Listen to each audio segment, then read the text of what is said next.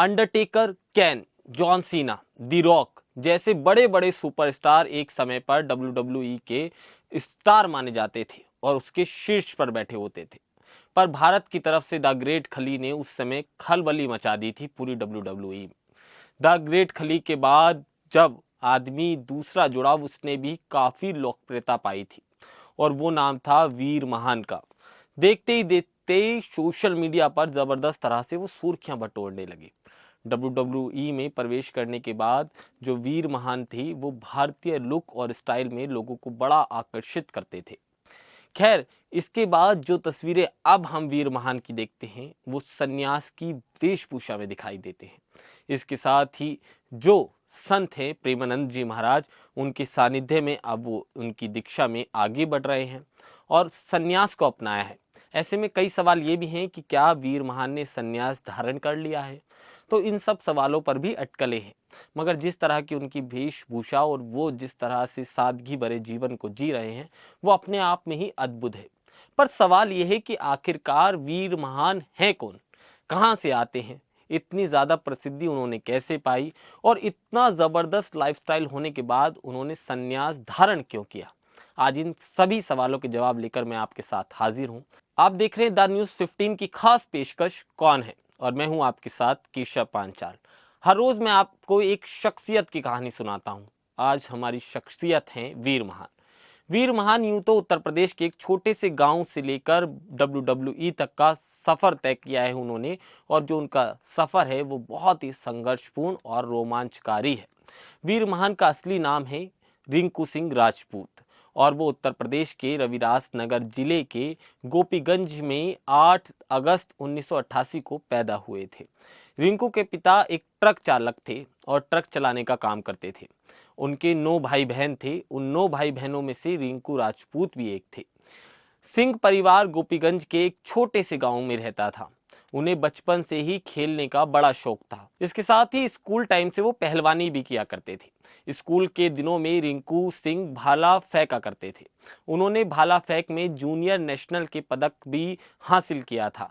इसके साथ ही बात की जाए तो वो लखनऊ के गुरु गोविंद सिंह स्पोर्ट कॉलेज में दाखिला ले लेते हैं। अब इसके बाद साल 2008 आ जाता है।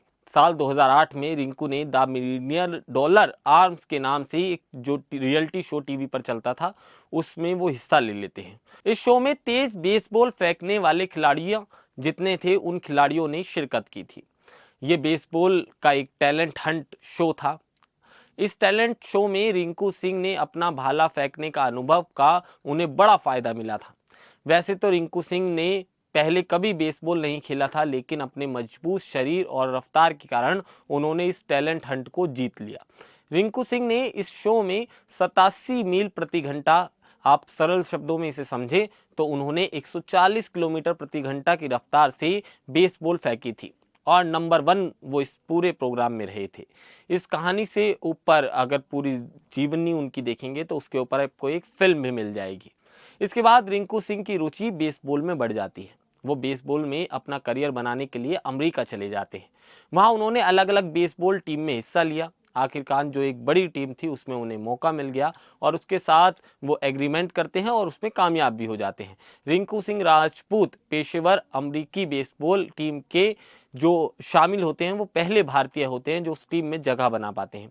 आगे रिंकू सिंह ने बेसबॉल फेंकने में अपनी रफ्तार को 87 मील प्रति घंटा से बढ़ाकर 90 मील प्रति घंटा बना लिया था।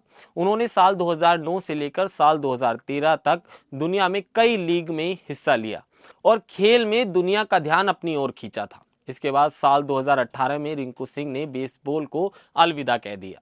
उसके बाद उन्होंने पेशेवर रेसलिंग की तरफ अपना ध्यान देना शुरू कर दिया। साल 2018 की बात की जाए तो उन्होंने WWE के साथ खुद को जोड़ लिया था और साल 2008 में वो WWE का हिस्सा बन गए थे। भारतीय खिलाड़ी उस समय सौरभ गुर्जर के साथ मिलकर उन्होंने एक टीम बनाई थी जिसका नाम था द इंडियन शेर। दोनों ने मिलकर WWNXT में हिस्सा लिया था।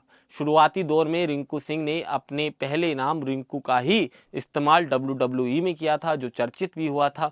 उनकी टीम में जिंदर महल, के नाम का एक शख्स और ज्यादा जुड़ गया था। इस समय रिंकू ने वीर नाम को धारण कर लिया था और इसी नाम से कई शो में भी शामिल हुए थे। आपको बता दें, वीर, शौकी और जिंदर से बनी हुई टीम ने जो लगातार 12 मुकाबले थे उनमें जीत हासिल की थी। आखिर साल 2021 में वीर कई कारणों से उस टीम से अलग हो जाते हैं। उन्होंने स्वतंत्र रूप से रेसलर के तौर पर WWE में शिरकत करी थी और उसका हिस्सा बने थे। इस बार उन्होंने अपना नाम वीर महान रखा। जब स्मार्टफोन नहीं होते थे तब WWE खिलाड़ियों के ट्रम्प कार्ड बड़े चर्चित हुआ करते थे, लिहाजा ये भी तय है कि बचपन में आपने भी उन कार्डों से खूब खेला होगा। उन कार्ड्स में वीर महान का नाम बड़ी तेजी के साथ बच्चों की जुबान पर आया और सबसे पीछे की वजह आप उनकी तलाश करेंगे तो वो थी उनकी कदकाठी और उनका वजन। तो फिर वीर महान ट्रम्प कार्ड में बड़े चर्चित हो गए थे और आपको बता दें उस समय उनकी जो हाइट थी 6 फुट 4 इंच हुआ करती थी और जो वजन था वो 125 हुआ करता था। तो जिन बच्चों के पास वीर महान का कार्ड हुआ करता था वो उसे आसानी के साथ जीत जाया करते थे उन कार्ड को। खैर, WWE के शो में वीर महान असल भारतीय कैरेक्टर में नजर आते थे। उनका स्टाइल देखेंगे तो वो भारतीय का था। उनकी भुजाओं तक आने वाले उनके बाल, फिर उनकी काली आंखें हो, लंबी दाढ़ी हो, उनके माथे पर लगा चंदन का त्रिपुंड हो और उनका व्यक्तिगत जो जीवन था वो बड़ा ही भव्य नजर आता था। इसके साथ ही जो उनके लुक में सबसे ज्यादा खास बात थी वो था उनके माथे पर लगा चंदन का तिलक। वो अगर बात की जाए उनके पुराने साथी की, सौरभ गुजर की, तो वो भी अपने माथे पर चंदन लगाया करते थे।